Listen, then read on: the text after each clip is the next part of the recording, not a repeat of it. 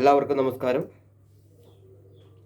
ഇന്ന് ചെറിയൊരു കുറച്ച് കാര്യങ്ങൾ പറയാനാണ്. ഇന്ന് വലിയ ജ്യോതിഷപരമായിട്ട് തന്നെയാണ്.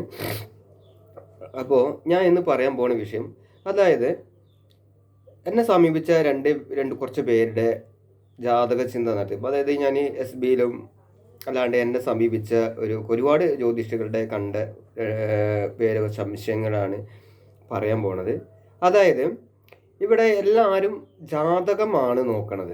അതായത് ജാതകം നോക്കണം എന്ന് വെച്ച് കഴിഞ്ഞാൽ ഇവിടെ പ്രധാന ഒരു കാര്യമുണ്ട്. ഒരു ഗ്രഹനില നോക്കുമ്പോൾ നിങ്ങളൊന്ന് ചിന്തിക്കുക. ഒരു ഗ്രഹനില നോക്കുമ്പോൾ നമ്മൾ ഇവിടെ രാശിയിൽ, അതായത് 12 രാശികളിൽ 12 ഭാവങ്ങളിലായിട്ട് ലഗ്നം, ഏതെങ്കിലും 12 രാശികളിലായിട്ട് എവിടെയെങ്കിലും ലഗ്നം ഉണ്ടാകും.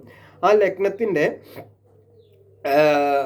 കാര്യങ്ങളെക്കുറിച്ചാണ് എന്താണ് ഭാവ ചാർട്ട്, എന്താണ് രാശി ചാർട്ട് എന്നുള്ളത്. അപ്പം നമുക്കിവിടെ പറയാൻ പോകുന്നത് കുറച്ച് കാര്യങ്ങൾ എന്ന് വെച്ചാൽ, ഇവിടെ എല്ലാവരും രാശിയിൽ നിന്നിട്ടാണ് ഫലം പറയണത്. ആരും ഭാവചാർട്ട് എന്നുള്ള ഒരു സംഗതിയേ നോക്കില്ല ഭൂരിപക്ഷങ്ങളും. അതായത് ഞാനിപ്പം എസ് ബിയിലൊക്കെ കുറേ കണ്ട ഒരുപാട് 10-15 ജ്യോതിഷ ഗ്രൂപ്പുകളൊക്കെ ഉണ്ട് എനിക്ക്. അപ്പോൾ അതിലൊക്കെ വന്നിരിക്കുന്ന കുറച്ച് കാര്യങ്ങളാണ് പറയുന്നത്. അപ്പോൾ ഞാനത് നോക്കിക്കഴിഞ്ഞപ്പോൾ ഒരുപാട് പേരുടെയും ഒരു പണ്ഡിതന്മാർ അല്ലെങ്കിൽ ഒരു ജ്യോതിഷ ഗുരുക്കന്മാർ പ്രശ്നം പറയുമ്പോൾ അല്ലെങ്കിൽ കമൻറ്റ് ചെയ്യുമ്പോൾ ഇവർ ജാതകത്തിൽ ഉള്ള ആ ഗ്രഹനിലയിലുള്ള കാര്യങ്ങൾ മൊത്തം അങ്ങനെ പറഞ്ഞു പോകുന്നുണ്ട്. പക്ഷേ ഇവിടെ ജാതകത്തിൽ നമ്മൾ അവിടെ ഭാവാൽ വന്നു കഴിഞ്ഞപ്പോൾ ഞാൻ അവിടെ ഓരോ പേരുടെയും ഡേറ്റ് ഓഫ് ബർത്ത് ഒക്കെ ചെക്ക് ചെയ്യുന്നപ്പോൾ ഇവിടെ ഭാവാൽ ഗ്രഹങ്ങൾക്ക് ഒരുപാട് വ്യത്യാസങ്ങൾ വരുന്നുണ്ട്. അവിടെ 8ാം ഭാവത്തിൽ ഗുരു നിൽക്കുകയാണ്. ഇപ്പോൾ മേടൻ രാശിയിൽ ഈ ഗുരു നിൽക്കുക എന്ന് വിചാരിച്ചോളൂ. ആ ഗുരു ചിലപ്പോൾ ഭാവചാർട്ടിൽ, അതായത് ഗ്രഹനിലയിൽ നമ്മൾ ഈ വ്യാഴം, അതായത് മേടൻ രാശിയിൽ നിൽക്കുന്ന ഉദാഹരണമാണ്, മേടൻ രാശിയിൽ വ്യാഴം നിൽക്കുക എന്ന് വിചാരിക്കുക. ആ മേടൻ രാശിയിൽ ഭാവചാർട്ടിൽ ചിലപ്പോൾ മീനൻ രാശിയിലോ അല്ലെങ്കിൽ ഇടവൻ രാശിയിലോ ഈ ഗുരു മാറാൻ സാധ്യതയുണ്ട്.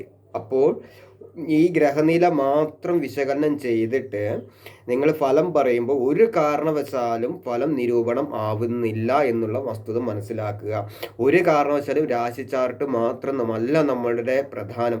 ഏറ്റവും അടിസ്ഥാനപരമായിട്ട് ഭാവചാർട്ട് എന്നുള്ള കൺസെപ്റ്റും കൂടി നമ്മൾ നോക്കേണ്ടതായിട്ടുണ്ട്. അത് ശ്രദ്ധിക്കാത്തൊരു വിഷയമാണ്. കാരണം ഇവിടെ മേടൻ രാശിയിൽ വ്യാഴം നിന്നും ഞാൻ പറഞ്ഞു ഉദാഹരണമായിട്ട്. ആ മേടം ഭാവച്ചാട്ടിൽ ഇടവം രാശിയിലേക്ക് 2ാം ഭാവത്തിലോട്ട് മാറിക്കഴിഞ്ഞാൽ 2ാം രാശിയിലേക്ക് മാറിക്കഴിഞ്ഞു. അപ്പോൾ നമ്മളൊന്ന് ചിന്തിക്കുക, ഇവിടെ രാശി ചാർട്ടിൽ മേടൻ രാശിയിൽ ഉള്ള ഫലം അല്ല നമുക്ക് ജാതകത്തിൽ ഒരു ഗ്രഹനിലയിൽ അനുവദ്യമാകുന്നത്. ഇടവം രാശിയിൽ ഗുരു നിൽക്കുന്നതിൻ്റെ ഫലമായിരിക്കും നമ്മൾക്ക് കിട്ടുന്നത്.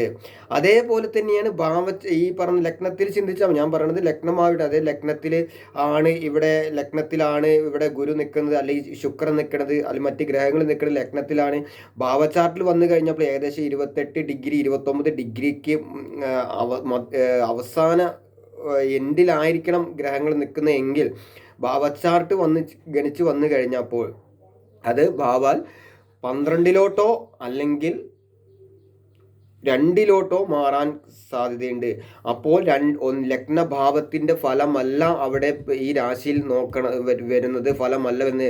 ഒന്നെങ്കിൽ 12ാം ഭാവത്തിലേക്ക് ഗുരു മാറി ഞാൻ 12ൻ്റെ ഫലങ്ങളാണ് ഗുരു തരുന്നത്. അത് 2ലേക്ക് പോവുകയാണെങ്കിൽ 2ൻ്റെ ഫലമാണ് നമുക്ക് ഈ ഗുരു തരുന്നത്. ഈ ഗുരു ആയാലും ഏത് ഗ്രഹമായാലും അതിൻ്റെ ഫലങ്ങളായിരിക്കും നമുക്ക് തരുന്നത്. അത് നിങ്ങൾ മനസ്സിലാക്കുക. ഒരു കാരണവശാലും രാശി ചാർട്ട് വെച്ചിട്ട് ഒരു കാരണവശാലും ഫലനിരൂപണം അസാധ്യമാണ്. ഇവിടെ എല്ലാവരും നോക്കുന്നത് രാശി ചാർട്ടിൽ എന്തൊക്കെ ഗ്രഹങ്ങളുണ്ടോ, യോഗം ചെന്നിട്ടുണ്ടോ, ചിലപ്പോൾ 4-3 ഗ്രഹങ്ങൾ ഒരു രാശിയിലുണ്ടാവും. പക്ഷേ ഭാവാൽ ചിലപ്പം ഗ്രഹങ്ങൾക്ക് വ്യത്യാസങ്ങൾ വരാം. ആ വ്യത്യാസങ്ങൾ നോക്കിയിട്ട് വേണം നമ്മൾ ജാതക വിചിന്താനം ചെയ്യണത്.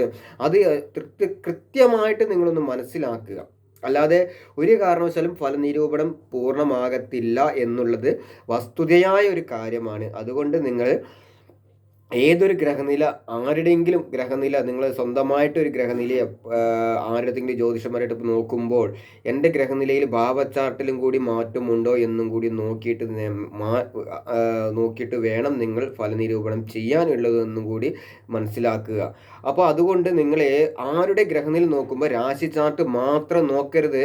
ഭാവാൽ ഗ്രഹങ്ങൾക്ക് മാറ്റമുണ്ടോ, ഭാവാൽ ചിലപ്പോൾ 2ലായിരിക്കാം, ചിലപ്പോൾ 3ലോട്ടോ അല്ലെങ്കിൽ 2 4-ലോട്ടൊക്കെ മാറാൻ സാധ്യതയുണ്ട്. അതേപോലെ തന്നെ ഗുരു, ശനി, ഇവരൊക്കെ ഭാവച്ചാർട്ടിലൊക്കെ മാറ്റങ്ങൾ വരാം.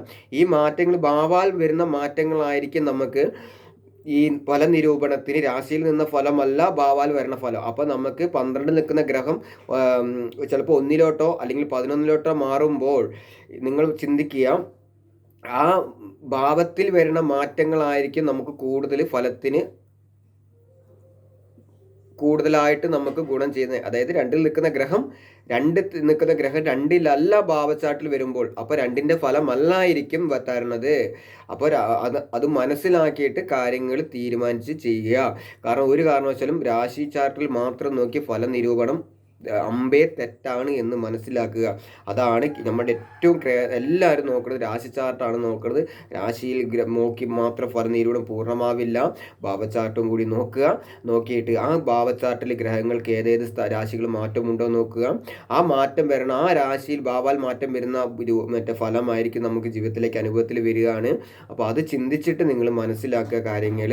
അപ്പോൾ അടുത്ത വീഡിയോസുമായിട്ട് വീണ്ടും വരാം. നന്ദി, നമസ്കാരം.